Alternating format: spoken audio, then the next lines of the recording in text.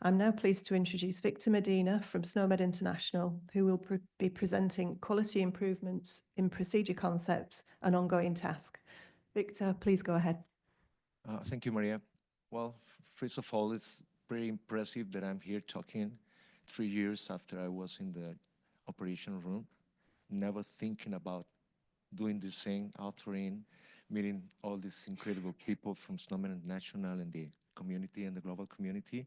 And I'd like to introduce Monica Harris. She's my boss, and she will start the introduction for this.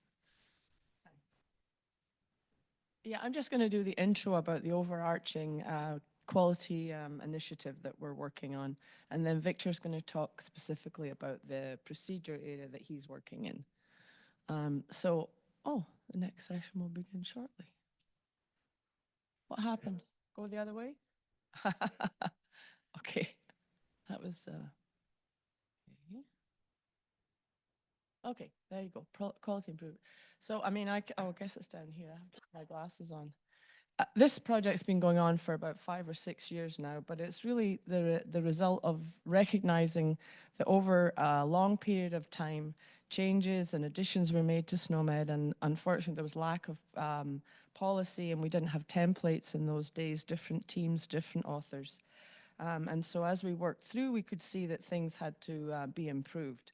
And so the work of our team has been looking at the content and then creating editorial guidelines, templates, and adhering to policy and naming conventions. I don't know that there's much more to say. Oh, it's gone the wrong way again. Sorry. Not intuitive to go that way. There we go. Okay.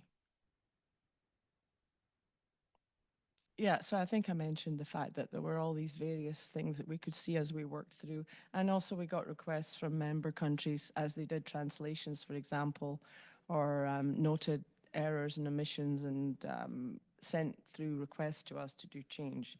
So that's how the quality improvement project came to be.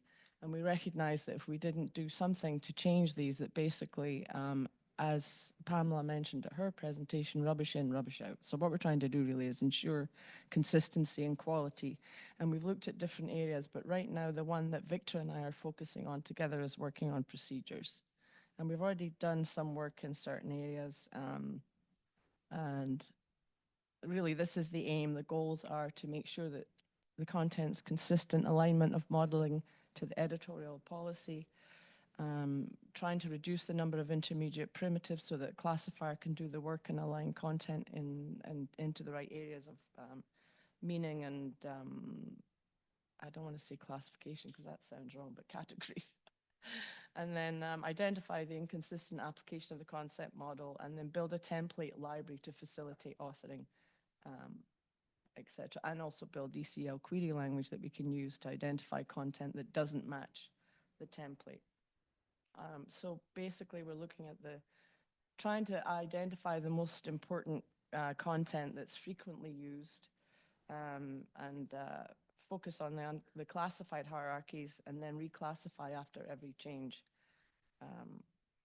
So I won't go into all the list there of all the things, but those are the activities that basically you do. You look at a piece of the hierarchy, you identify the intermediate primitives, you create the concept model for those primitives and a template to match. Then you run the template against the content to see where the gaps are and do the remodeling, etc. And Victor will go into more detail about that. Do you want to? Okay, thanks. Well, as you know, we have over 300,000 concepts in SNOMED CT, and 60,000 of them are procedures, and we have 80 subhierarchies in that hierarchy. And from them, 21,000 are surgical procedures with 75 subhierarchies. This means that 16.2% of concepts in SNOMED CT are procedures. That's the area that I'm working in. My background is, I'm a surgeon and endoscopist, and I was working in the clinical basis for about 27 years. And I'm focused in the procedures and mostly in the surgical procedures. Well, we start identifying the areas that we should task, and among those, we found that procedures related with repairment and reconstruction, construction, and many actions that may be overlapped with another ones, they need attention. Another part of this review revealed that many of the specific characteristics of some concepts weren't modeled as the recurrent disorders. Surgical approach, there was a change in this attribute a few years ago, where we added the surgical approach was just aimed only to the surgical procedures, and we are working on it, and I'll talk about it later. We identified another kind of concepts and procedures and hierarchies that need review, as you can see in the list. Some examples of the areas that we're working is the target concept for the method attribute, which are actions. We are trying to identify and remove all the redundant, ambiguous, or useless actions. When I said useless, we make this process to find out what are we talking about with these actions. Is the action actually performed by the surgeon or the clinician, or is the action that we are aiming to get after we proceed? So this is an ongoing discussion in every forum, in the editorial advisory group, and we are trying to find out how to really define what are we trying to do while performing a procedure. With that task in mind, we are reviewing and trying to normalize and clean the subhierarchy of action qualifier value. Also, we can find in the hierarchy, in the terminology, a lot of stated patterns, fully defined or sufficiently defined stated pattern, which is incorrect as per the editorial guidance. So we are identifying this and changing to comply with the PPP rule, the primitive proximal pattern. The alignment of attributes to the editorial guidance. There are many combinations of attributes where the editorial guidance have specific instructions to how to use them. When you use one attribute, you should use another attribute in combination. And we don't have specific rules that may apply when an author thinks to use these combinations of attributes. So now we're working in a way to build a validation rule so the author knows when they are using the wrong attribute or the wrong target value for those attributes.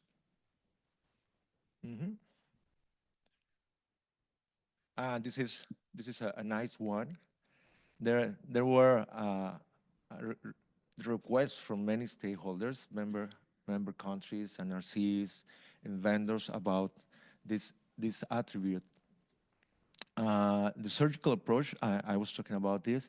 We review the need for broaden the target values for the surgical approach, and finally, here in October 2024, we were allowed to go back with the use of a broader procedural approach instead of making a differentiation between surgical and non-surgical procedures. This will allow us to add the approach attribute to non-surgical procedures as the endoscopies and all kinds and sorts of different concepts that weren't allowed to be modeled with this attribute. So far, maybe you heard the talk from the chief terminologist, Jim Case, in the beginning of these conferences, and these are the results so far. We don't have right now the numbers for the specific hierarchies of procedures, but we have a 50.75% of progress in the remodeling and complaint of the of the quality improvement in the hierarchy. And something that I wanted to point to is this. There are many examples where the author is looking to achieve something like subsumption, like classification, and sometimes the author can find ways to make or force a concept to become subtypes or another one, adding a kind of action or a kind of attribute, trying to make the attribute or the value target for the attribute to become the one that they need to make him subsum what they want. Sorry if I'm not explaining that well, but we have this kind of tools like the GCIs where you can model the concept so it can subsum many other concepts with different actions, different from the one that is the parent one. So this is just an example of what are we using to comply with the quality improvement project. And I think that's all. The work continues. We're beginning. We're in the beginning of this thing. It's a lot of work, a lot of issues, a lot of requests. So we're there, and we'll keep working on it. Thank you.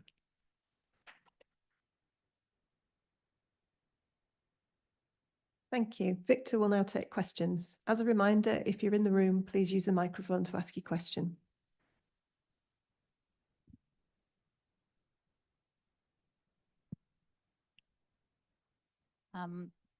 Can you hear me?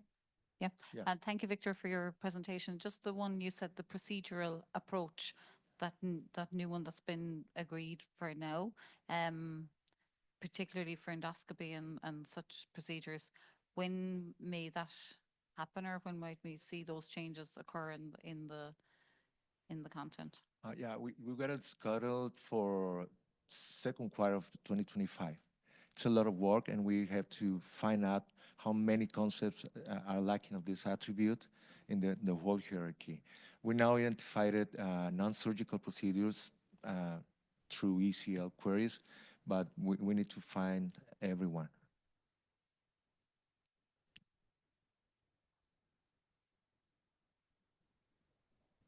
No other questions in the room? There's one here, Victor. Is there a review of the action qualifier value hierarchy in process? Yeah, it is. It was one of my first tasks when I engaged with SNOMED, that there are many qualifier values with no value. Yeah, we discussed in the EAG about the different types of anastomosis as an action, which is a procedure, and we have side-to-side anastomosis, terminal anastomosis, like actions. So we need to clean that hierarchy as an example. And a second question, which procedure hierarchies are planned for review? Of what? It says, which procedure hierarchies are planned for review? Well, there was a list in the presentation. Those are the main ones that are tasked. Any other? Oh, Fake. So in the last slide, I think you mentioned that sometimes you use GCIs to get grouper concepts to subsume different branches. What does it mean for maybe subgrouper concepts? Say someone makes a diathermy of a specific anatomic site. Does that get the same GCIs? Yeah, you can use it for many things. What I'm using for right now is to be able to subsum different actions under one kind of procedure. The example is diathermy, where we were using destruction as the primary action. And when you try to model concepts for repair, you weren't able to do that. So authors had to move the rocks so they can be subsummed. We made a review for that, and we constructed this GCI, and now you can subsum repair with diathermy fixation with diathermy, etc.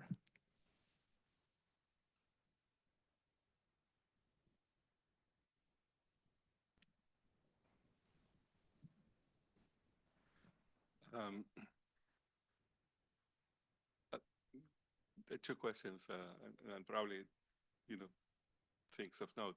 The first was, the actions are chaotic in certain areas, but also sometimes they include a technique, sometimes they do not. For example, in imaging procedures, even for a computed tomography, you have many other potential procedures. So actions. So one option is to extend them, the other to get the techniques. Have you had discussions about whether to further refine them? And the other, with regarding to the approach, is one of the big problems in the past was that most procedures have an approach, but it's implied. Yes, so you don't say a cholecystectomy because in the past it was implied, and practically all procedures. You imply that you will be searching for that because in some way, one of the problems of the past was we were modeling FSNs. The FSN is not saying it. You say, well, we don't need to model it, but it was implied. Well, that's the way we're doing now. We are following the statement in the FSN to model the concept, but there are others that were termed differently, and we are looking for duplicates like percutaneous, transluminal, etc. And they were not stated in the FSN, the percutaneous and the transluminal and the using of contract, and they are used in the real life. So we are making this mix of review between the clinical scenario and the semantics. That's the way. Are there any further questions? No? With that, we'll say thank you, Victor. Thank you.